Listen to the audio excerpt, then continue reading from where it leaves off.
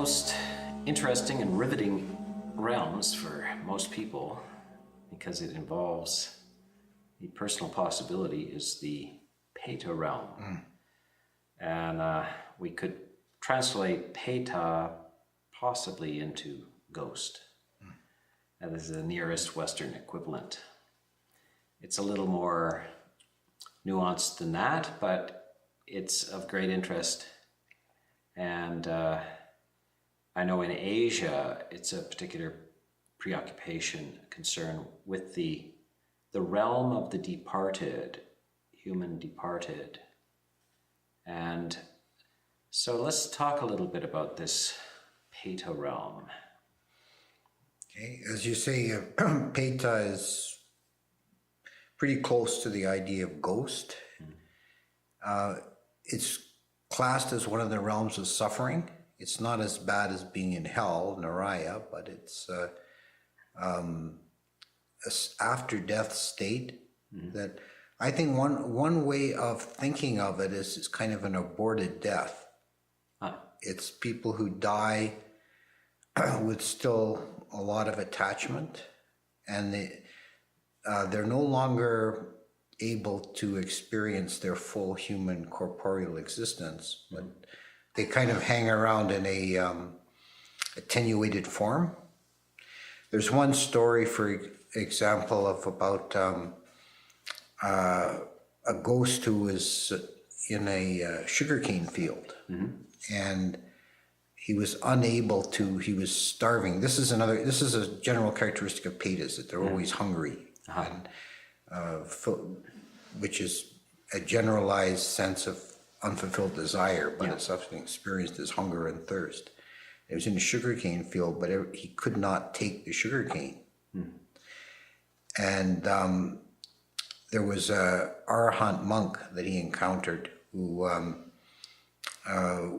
with his psychic power, he was able to see what the problem was. And this preta didn't realize that he was a preta. That he said, I feel like a cut, myself is cut. It's like attenuated, or partial or imperfect, and he didn't know what was wrong with him. Incomplete. Yes, yeah, the Pali was literally translated as cut, cut self. And the story was that when he was a human being, he was walking down a road eating sugarcane, and a beggar asked him for a piece, and he refused.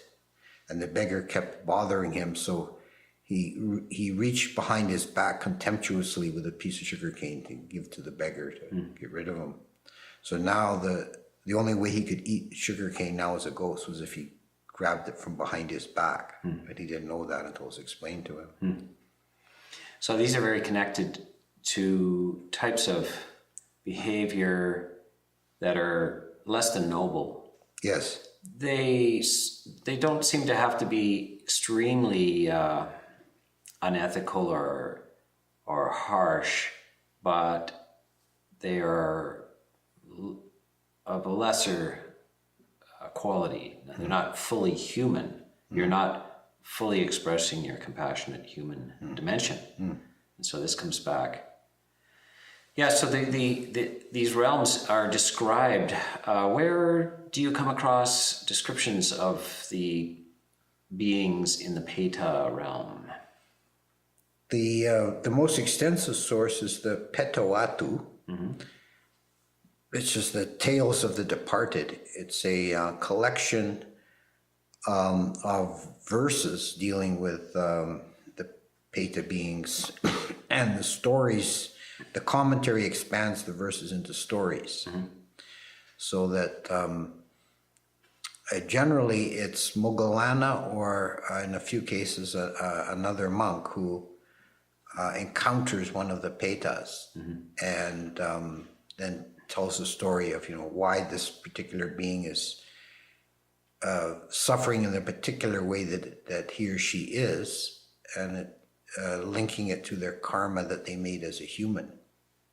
And so Moggallana is interviewing these beings. Yes. And they seem to be aware of the cause of their situation. In some cases. Yes. In some cases, as the sugarcane fellow, he was quite confused. Yeah. But in some cases, they know exactly why they're experiencing what they experience. Yeah. So this is very pertinent to the consciousness of humans as well. So many humans feel unfulfilled, and I think it's there was a recent book by Gabor Mate called "In the Realm of the Hungry Ghosts," and he works on the downtown east side with addicts, and he says that every single one of them just feels absolutely incomplete, and that the drug taking is an attempt to relieve that feeling of incompletion, because it is a form of hunger. Yes. Yeah. So some of the artwork around these hungry ghosts shows them as having a very thin neck. Yeah. And then a large belly. Yeah. Very distorted. They're rather ugly figures. They're not beautiful. And this very thin neck doesn't allow any nutriment to fill that empty belly. Yeah. And I think a lot of people will resonate with that image. They no matter what they do, how they try to fulfill themselves, they still feel this emptiness. Now, in some cases, it's, for example, they try to drink water and it turns into ash in their mouth. Yes. Things like that. They're unable to fulfill their desires. Right. So are they all sort of ugly and twisted, or is there some that are more calmly and well, there is something that we find in the sources, is that the categories of beings are not as cut and dried when you get down to case details, that there's an overlap between the lower classes of devas and the pretas. There's one story where a single individual being is identified in the course of a story as a preta, a deva, and a yaka in different places. So these categories are not hard and fast. And some of the pretas are really indistinguishable from the lower echelons of earthly devas. And they can live in quite comfortable circumstances, in mansions. But they're still classed as pretas because they have this incompletion.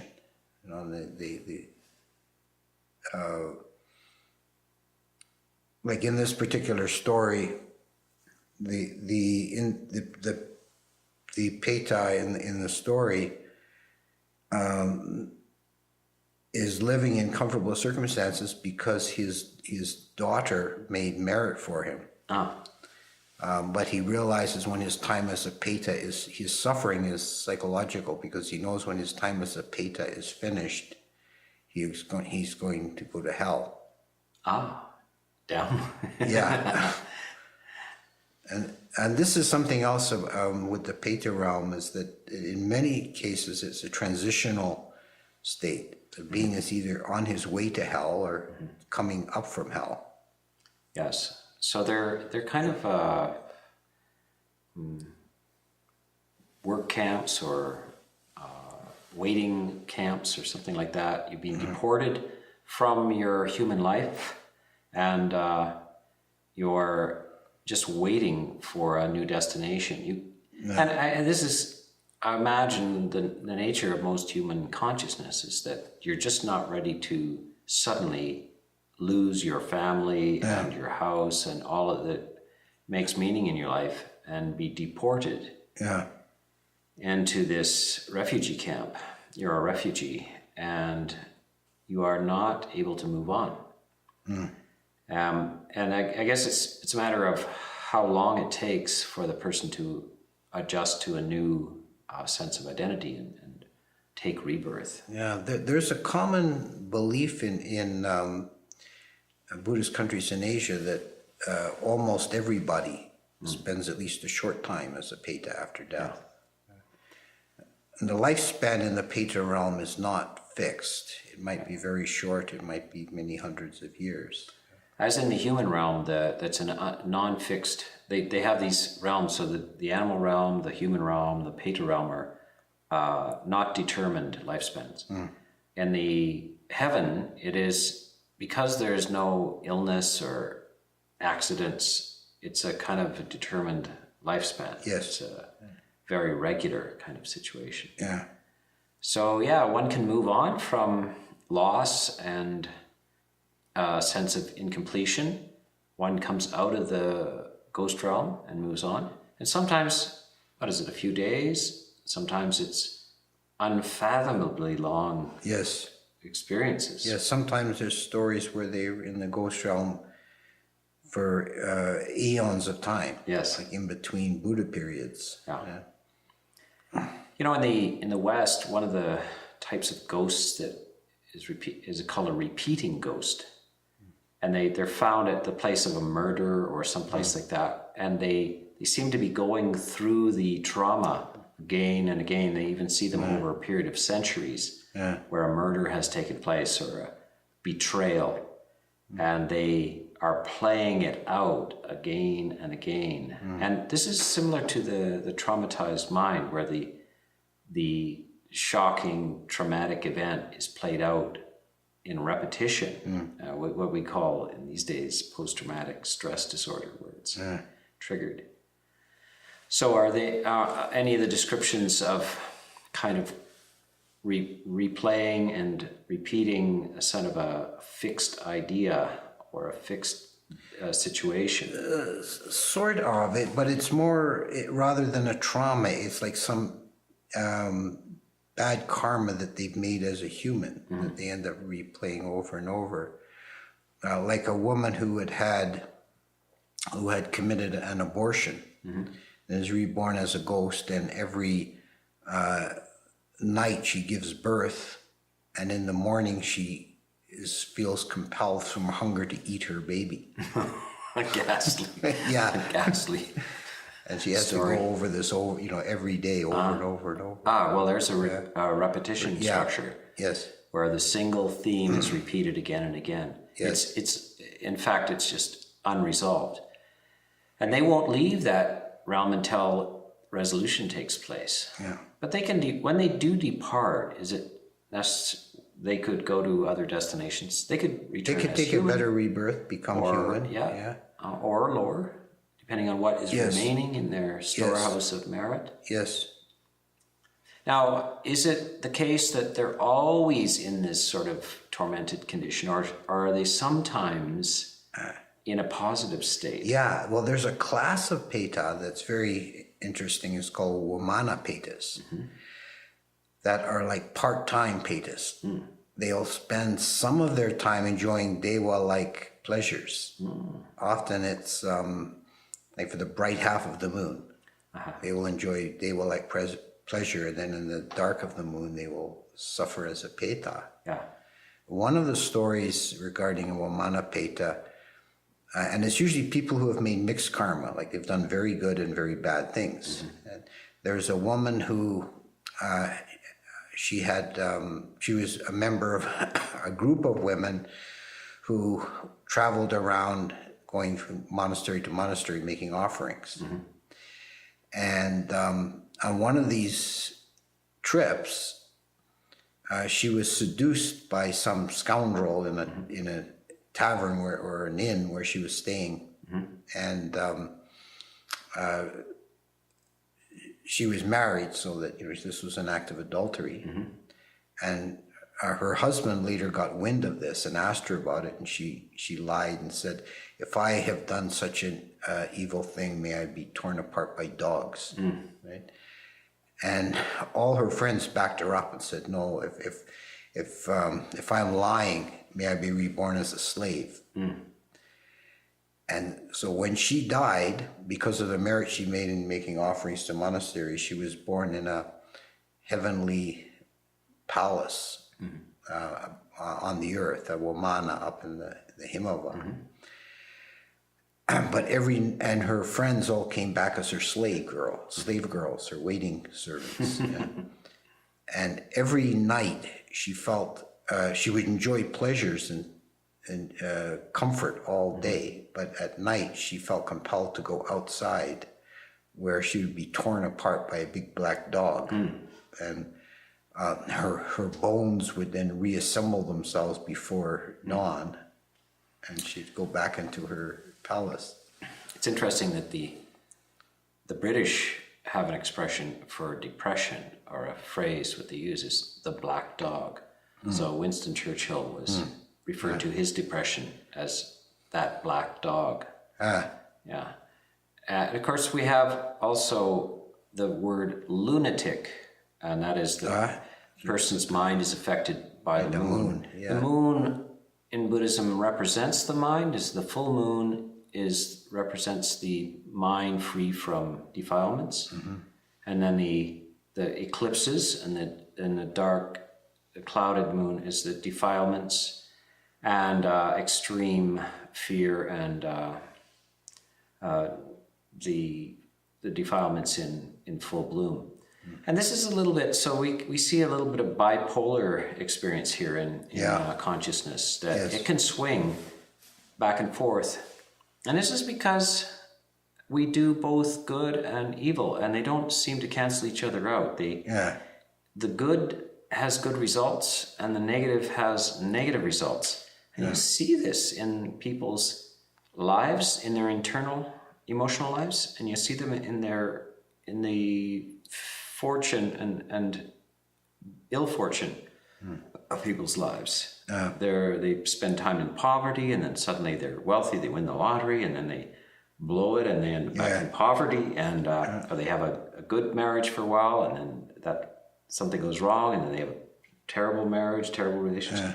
Back and forth, extremes. They don't seem to, and this is the kind of the Buddhist idea, is that these things they're black and white, and they don't become gray. They don't find the middle. This is really illustrated in a very strong way in this preta realm. Yes. Yeah. Yeah, they get the direct results of their karma, good and bad. They don't, as you say, they don't cancel each other out. They experience both. So one of the things that brings people to monasteries in Asia is the offering of food or other things to the monks, and the transference, what they call the transference of merit to the realm of the departed, the preta realm.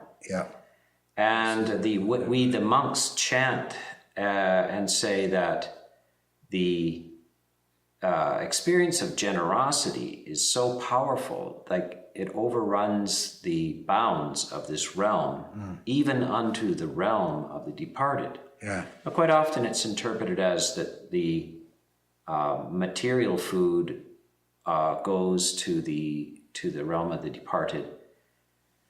But so are there some stories of this relationship between the living who care and concern and do acts of charity on the behalf of the departed, and the salubrious experience in the realm of the departed? Yes, there are a few stories, and there's a developed theory about how it works, because really you can't, strictly speaking, you can't transfer merit. You make your own karma and you experience the results of karma. But what happens is, if you do a meritorious deed, an act of generosity, and wish that the benefit goes to your departed relatives, then if they're in the preta realm, they know about that, and they rejoice in the good deed. And rejoicing in the good is itself an act of good. Yeah, and it's experienced as a kind of relief of the hunger. Yes, and there's a kind of a multiplier effect. And the origin story of this whole field is the story of King Bimbisara making offerings.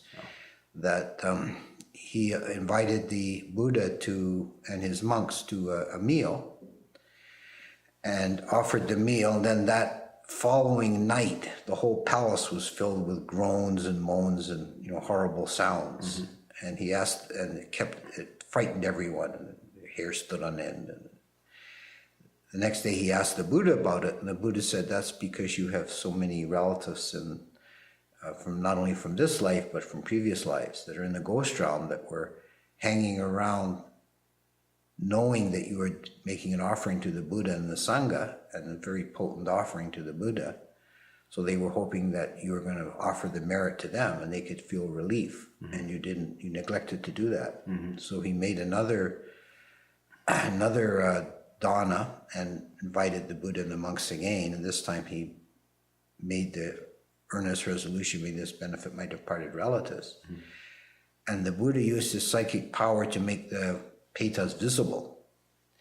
And when King Bimbisara poured water over the Buddha's hands to wash them, in the preta realm this was experienced as fountains of water. And you know, when he gave a morsel of food, this in the preta realm was experienced as tables groaning laden with dainties, and you know, everything was like multiplied many times. Yeah, right.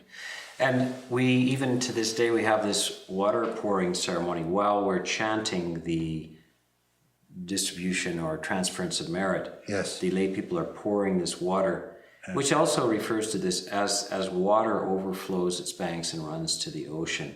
This generosity overflows the boundaries. It's powerful enough. It's like a radio signal that can reach another planet. It has enough power to reach into the ghost realm. Now, there's an interesting bit of business about, can we send merit to, who can we send merit to? And the Buddha is quite, the Bimbisara, I guess, asks him, what if my relatives are not there? And the Buddha says, well, you'll get the merit. And what if they're in heaven? Well, they can't receive it. Yeah. So you can't transfer the merit to heaven. He also said that in samsara, being without beginning, it's quite impossible that you don't have some relatives in the ghost realm. Yeah. And does it need to be relatives particularly, or close friends, or, you know, I think that it can be even a stranger, and because there's stories about, for example, there was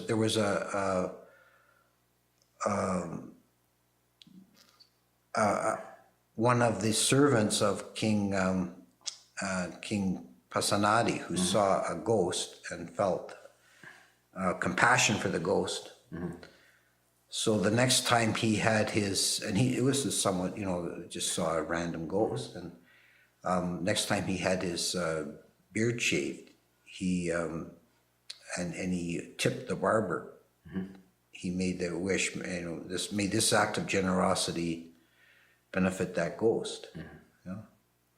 And there's a case where I think it's Sariputta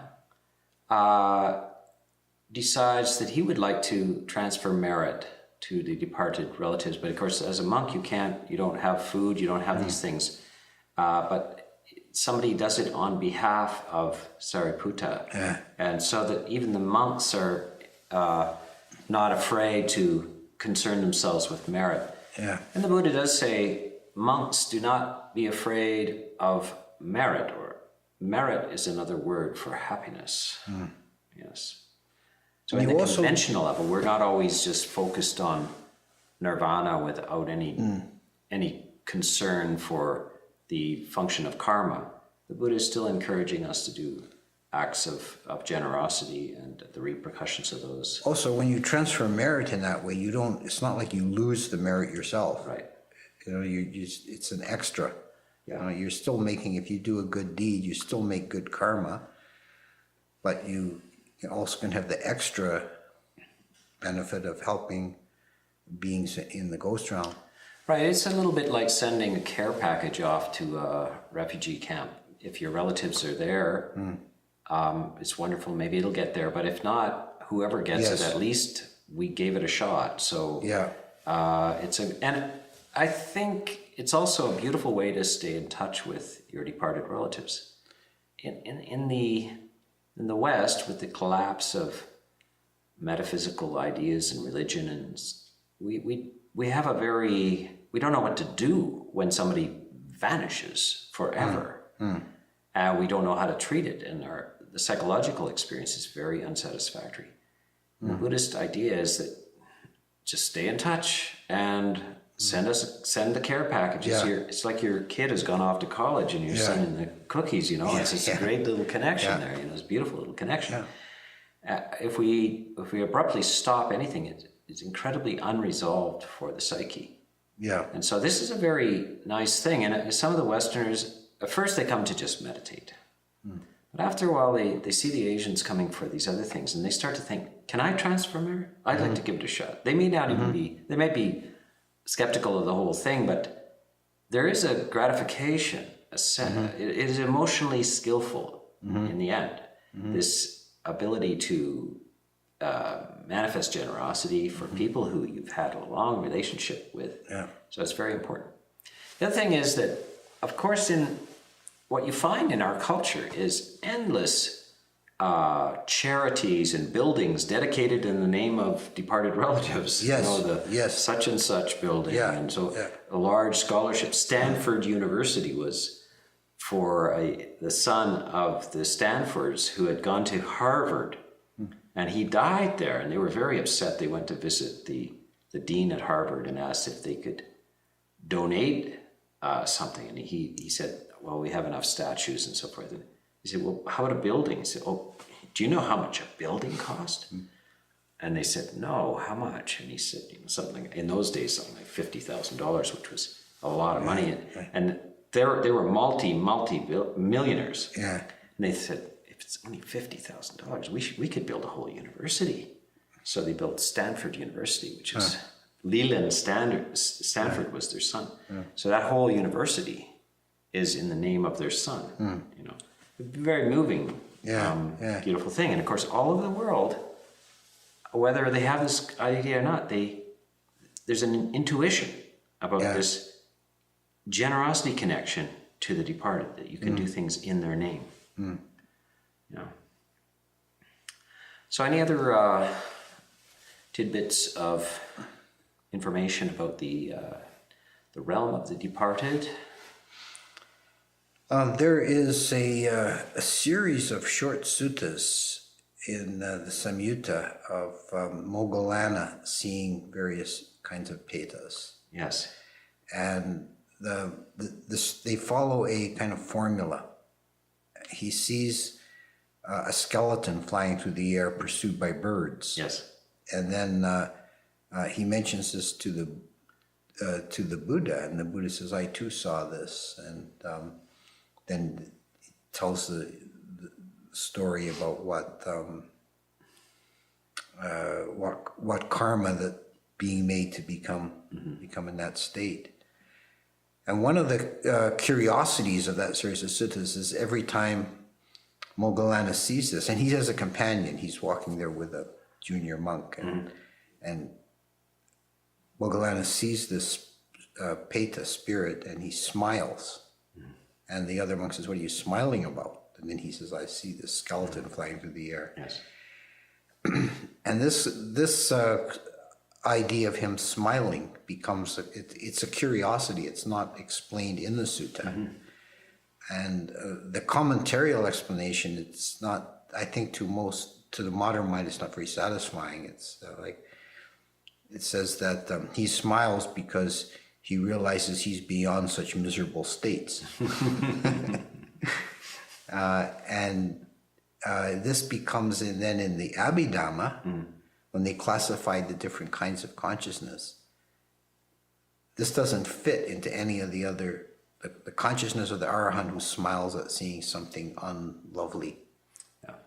So it's added in as like an extra special, unique, sui generis smiling consciousness of the Arahant, where they classify all the possibility of consciousness. So that's a fantastic realm, and it is pertinent and as close as we can get to the regular human experience. And it's also highly motivating is that as we see this deprivation that many I think especially in modern society where there's just a lack, it's fundamental lack. And one of the ways, and you notice there's a connection, I think other religions teach it as well, is that one of the ways out of lack is charity. Yes. Is to go out and give something to others, get out of your diminished and very reduced condition and expand your mind, and you will feel that the throat expands and the belly shrinks, and you start to feel nourished and complete. So there's so many lessons and psychological skills that the understanding the Preta realm helps with. And of course, these kind of talks that we're having about the Preta realm and the other realms is quite often absent from Western ideas of Buddhism. It's a secular experience. It's a psychological. It's an attempt for therapy, and a definite taboo to talk about these other dimensions, but they really are very therapeutic as well. And it opens it up. And because we're in a monastery, and Westerners and Asians come here, and they see the function of a monastery to an Asian family is something broader than meditation. And so the Westerners who are meditators, they quite often will pick up some of these things, and they find it enriching and helpful, and in a very curious way, without having to defend this with a scientific explanation.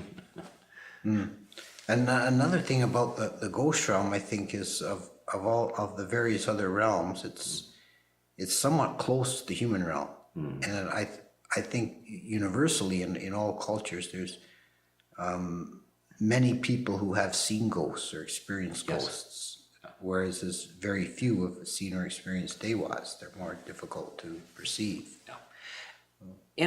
Especially the idea of the ghost coming in your dreams.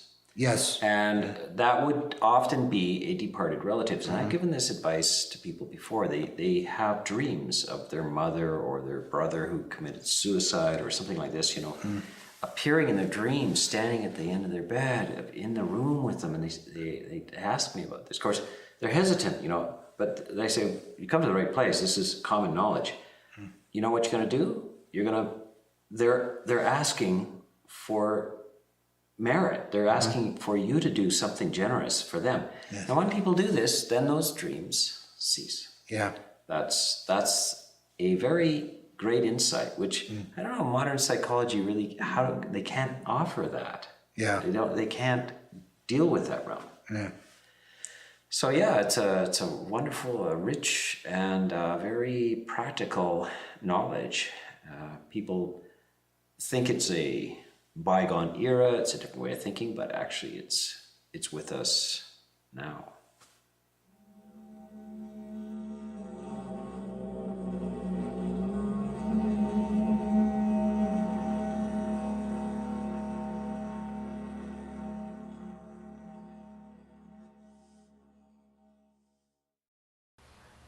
One day in the upper hamlet of Plum Village, I happened to see a young lady walking alone. And I had the feeling that she is not a human being. She was like a ghost.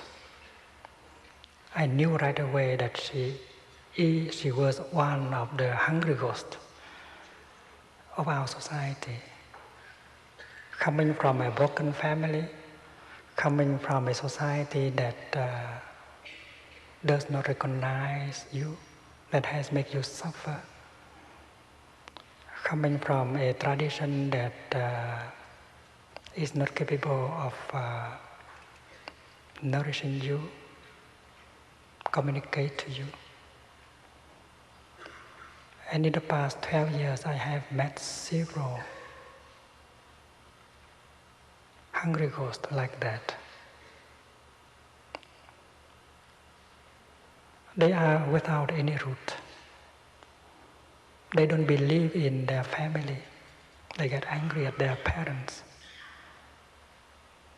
They get angry at their society.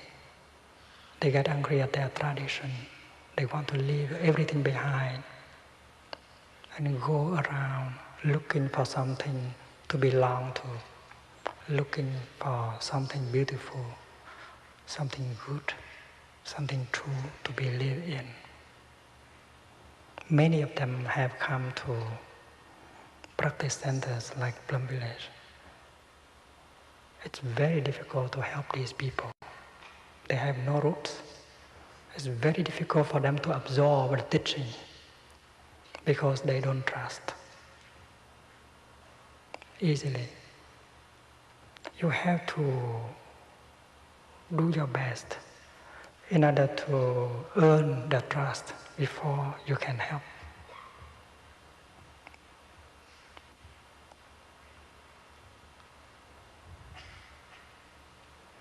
Our society is organized in such a way that we produce tens of thousands of hungry ghosts every day.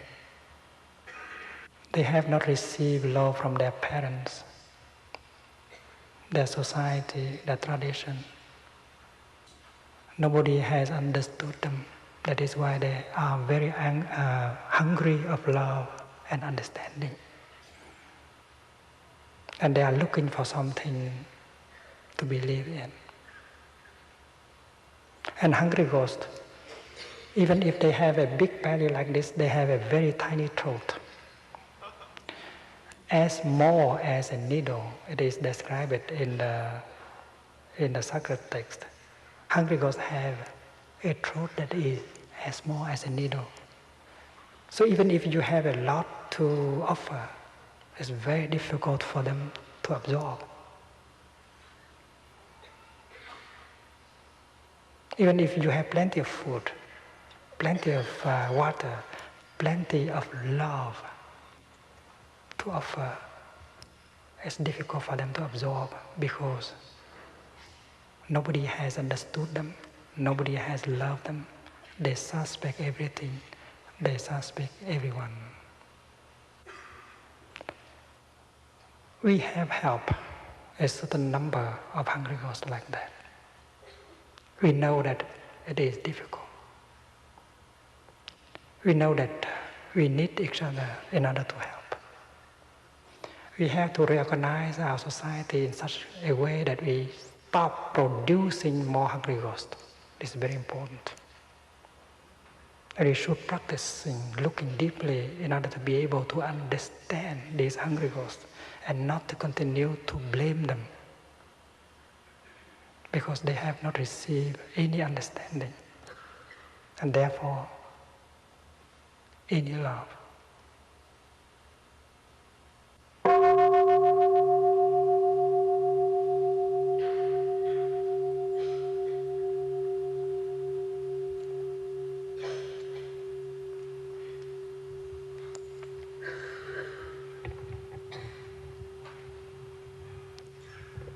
Each person, in order to be happy and stable, should have at least two families. The first is the blood family, in which father and mother represent the youngest generation of ancestors. If your parents are happy with each other,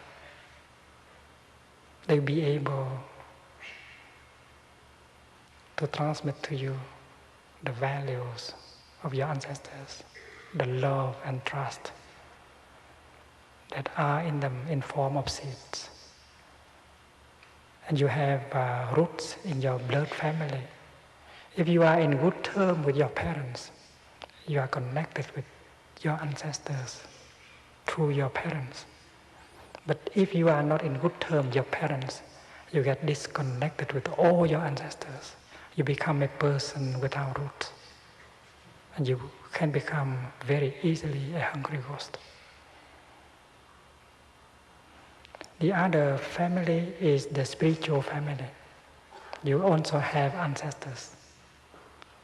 And if the people who represent your tradition, are not happy enough, if they have not been lucky enough in order to receive the jewels of your tradition, they would not be able to transmit them to you. They would not be able to understand you and your needs.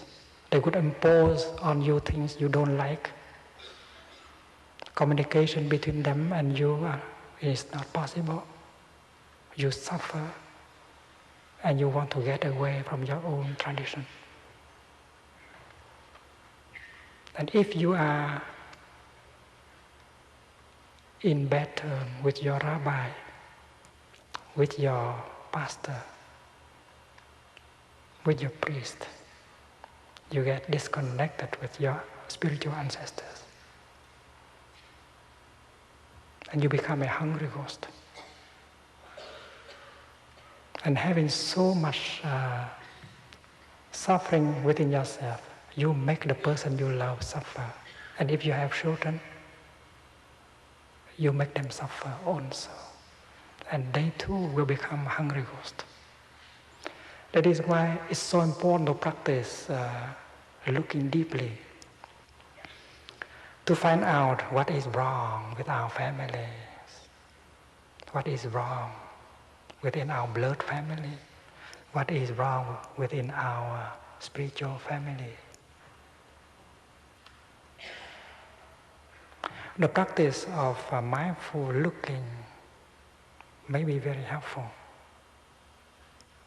in order for you to understand your parents and the people who represent your tradition. If your parents cannot embody the values of your ancestors, if your priest, your rabbi, your pastor cannot embody the values of your tradition, there must be causes. We have to look deeply. And when we are capable of looking deeply, the insight will come, and that will help us to accept, to have compassion, and going back home to help them, to help our parents, to help our rabbi, our priest, our pastor will become possible. There is a young American who came to Plum Village and told me that he was so angry at his father, to the point that even after his father's passing away, he still could not reconcile with him. And I helped him by the teaching of the emptiness of transmission.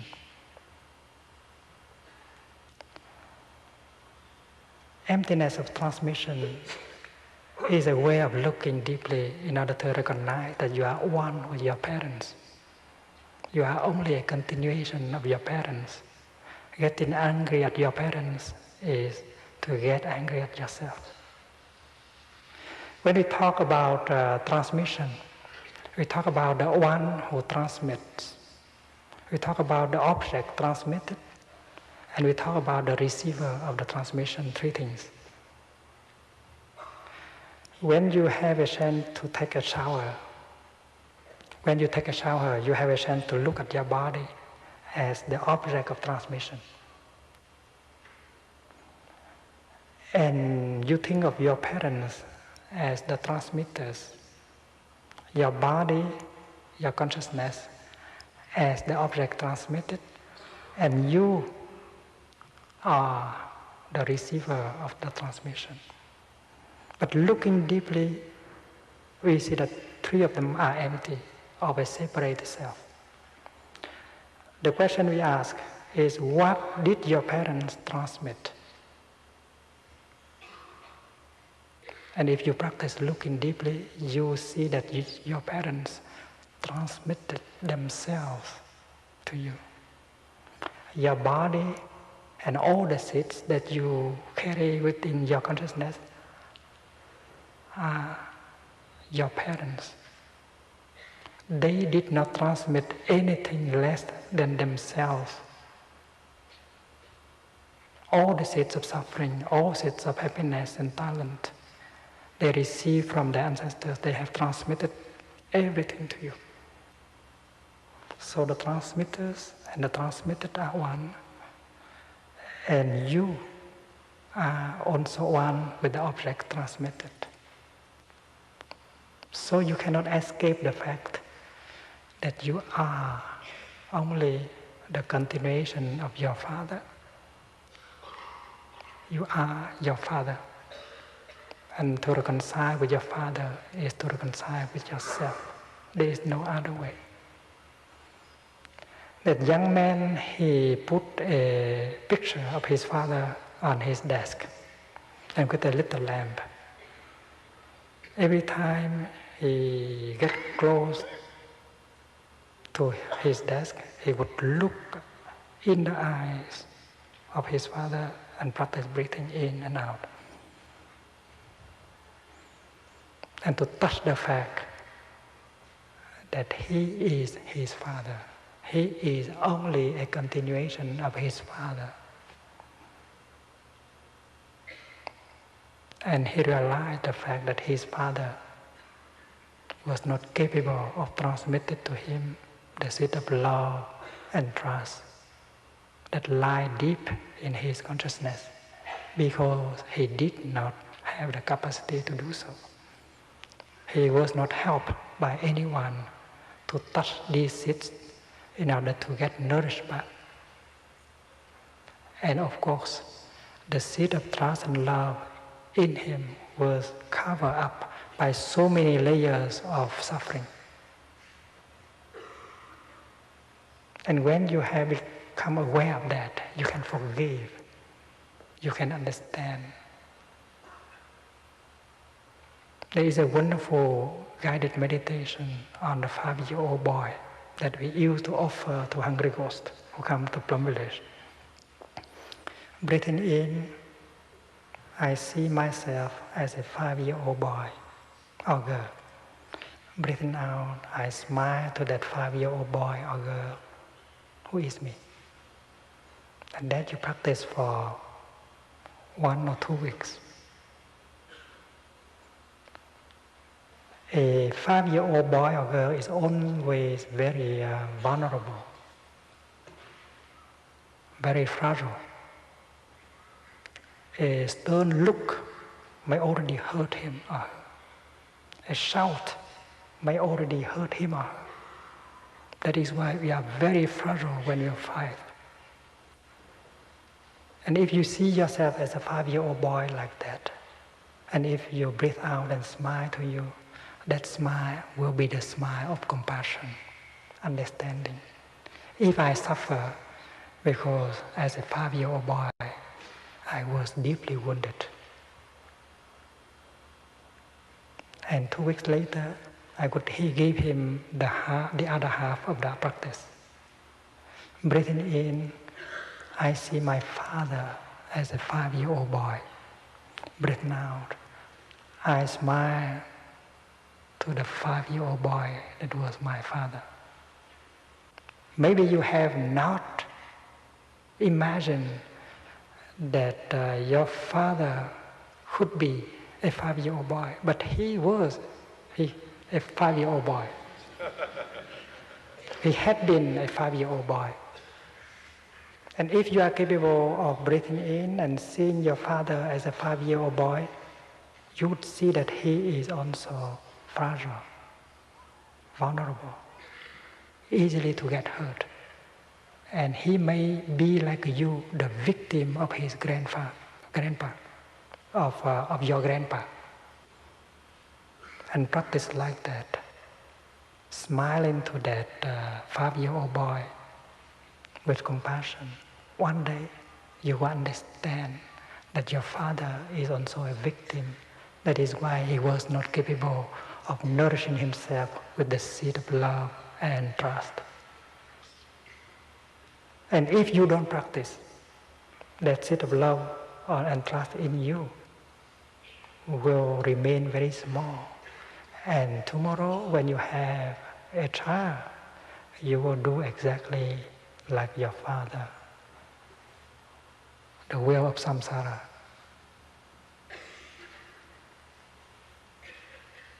And many have profited from that exercise. They have gone back to help their own parents. And through their parents, they get connected again with their ancestors. And the same practice can be directed to your tradition, your spiritual family. If you understand, by the practice of mindfulness, you might discover that there are values in your own tradition. I always tell my students that the equivalent of mindfulness could be seen in the tradition of Judaism and Christianity. And when you have practiced mindfulness in a Buddhist center, you may discover that these jewels are also in your tradition, and you are urged to go back in order to help out, to rediscover these values for your own nourishment and the nourishment of your children. Because a person without roots cannot be a happy person. Getting back and touch our roots and rediscover the positive seeds, the jewels within our tradition, blood or spiritual, is a very important practice. And the practice of mindfulness can help.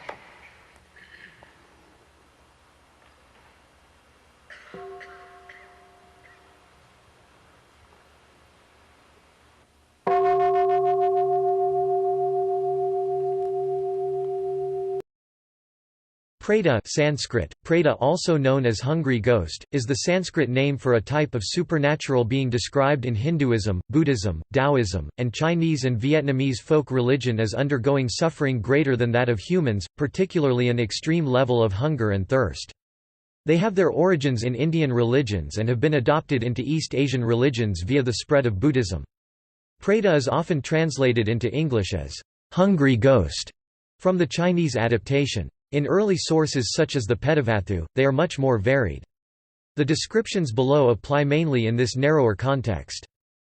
Pretas are believed to have been false, corrupted, compulsive, deceitful, jealous or greedy people in a previous life. As a result of their karma, they are afflicted with an insatiable hunger for a particular substance or object. Traditionally, this is something repugnant or humiliating, such as cadavers or feces, though in more recent stories, it can be anything, however bizarre. Through the belief and influence of Hinduism and Buddhism in much of Asia, preta figure prominently in the cultures of India, Sri Lanka, China, Japan, Korea, Vietnam, Tibet, Thailand, Cambodia, Laos and Myanmar. Names. The Sanskrit term preta means, "departed, deceased, a dead person", from praita, literally, "gone forth, departed". In classical Sanskrit, the term refers to the spirit of any dead person, but especially before the obsequial rites are performed, but also more narrowly to a ghost or evil being. The Sanskrit term was taken up in Buddhism to describe one of 6 possible states of rebirth. The Chinese term agui, gui literally, starving ghost, is thus not a literal translation of the Sanskrit term. Description. Pretas are invisible to the human eye, but some believe they can be discerned by humans in certain mental states. They are described as human-like, but with sunken, mummified skin, narrow limbs, enormously distended bellies and long, thin necks. This appearance is a metaphor for their mental situation. They have enormous appetites, signified by their gigantic bellies, but a very limited ability to satisfy those appetites, symbolized by their slender necks. Pretas are often depicted in Japanese art, particularly that from the Heian period, as emaciated human beings with bulging stomachs and inhumanly small mouths and throats. They are frequently shown licking up spilled water in temples or accompanied by demons representing their personal agony. Otherwise they may be shown as balls of smoke or fire. Pretas dwell in the waste and desert places of the earth, and vary in situation according to their past karma. Some of them can eat a little, but find it very difficult to find food or drink. Others can find food and drink, but find it very difficult to swallow. Others find that the food they eat seems to burst into flames as they swallow it. Others see something edible or drinkable and desire it, but it withers or dries up before their eyes. As a result, they are always hungry. In addition to hunger, pretas suffer from a moderate heat and cold. They find that even the moon scorches them in the summer, while the sun freezes them in the winter. The sufferings of the pretas often resemble those of the dwellers in hell, and the two types of being are easily confused. The simplest distinction is that beings in hell are confined to their subterranean world, while pretas are free to move about. Relations between pretas and humans. Pretas are generally seen as little more than nuisances to mortals unless their longing is directed towards something vital, such as blood. However, in some traditions, pretas try to prevent others from satisfying their own desires by means of magic, illusions, or disguises. They can also turn invisible or change their faces to frighten mortals. Generally, however, pretas are seen as beings to be pitied. Thus, in some Buddhist monasteries, monks leave offerings of food, money, or flowers to them before meals. Local traditions. In Japan, preta is translated as gaki Japanese, hungry ghost, a borrowing from Middle Chinese ngah Chinese, hungry ghost. Since 657, some Japanese Buddhists have observed a special day in mid-August to remember the gaki. Through such offerings and remembrances sagaki, it is believed that the hungry ghosts may be released from their torment. In the modern Japanese language, the word gaki is often used to mean spoiled child, or brat. In a game of tag, the person who is it may be known as the gaki. In Hinduism, pretas are very real beings. They are a form, a body consisting only of air and akasha, sky or dark matter or space, two of the five elements which constitutes a body on Earth or any other planet, i.e. air, water, dark matter, space, fire and earth. There are other forms as per the karma or actions of previous lives where a soul takes birth in bodies resembling human forms or forms of the main intelligent entity in a planet, but with a unique difference that is absent of 1 to 3 elements. In Hinduism, an atma or soul is bound to take rebirth after death in a body composed of 5 or more elements. A soul in transient mode is pure and its existence is comparable to that of a deva divine being, but in the last form of physical birth. The elements except akasha or sky or dark matter is defined as the common constituent throughout the universe, and the remaining 4 are common to the properties of the planets or stars or places of birth. This is the reason that pretas cannot eat or drink as the rest of the 3 elements earth, fire, and water are missing, hence no digestion or physical intake is possible for them. In Thailand, pret Thai, pert are hungry ghosts of the Buddhist tradition that have become part of the Thai folklore, but are described as being abnormally tall. In Sri Lankan culture, like in other Asian cultures, people are reborn as preta if they desired too much in their life, where their large stomachs can never be fulfilled because they have a small mouth. See also: Bhavacakra, Boot ghost, Bon festival, Buddhist cosmology, Chod, Ganashakra, Ghost festival, Hungry ghost, Jikaninki, Kanjirotu Yakshi, Madgalyayana, Sagaki, Tingsha, Wendigo. References. Further reading. Firth, Shirley. End of Life, A Hindu View. The Lancet 2005, 366–682–86. Sharma, H.R. Funeral Pyres Report. Banaras Hindu University 2009. Garuda Purana. J. L. Shastri, A Board of Scholars. Motilal Banarsidass, Delhi 1982. Garuda Purana. Ernest Wood, S. V. Subramaniam, 1911. Monier Williams, Monier M. Sir. A Sanskrit-English Dictionary. Delhi, India, Motilal Banarsidass Publishers, 1990. ISBN 81-208-0069-9. External links. Media related to Preta at Wikimedia Commons. Firth, Shirley. End of Life, A Hindu View. The Lancet 2005, 366–682–86. Sharma, H.R. Funeral Pyres Report. Banaras Hindu University 2009. Garuda Purana, Ernest Wood, S.V. Subramaniam, 1911 abridged version. Funerals, Assorted Quotes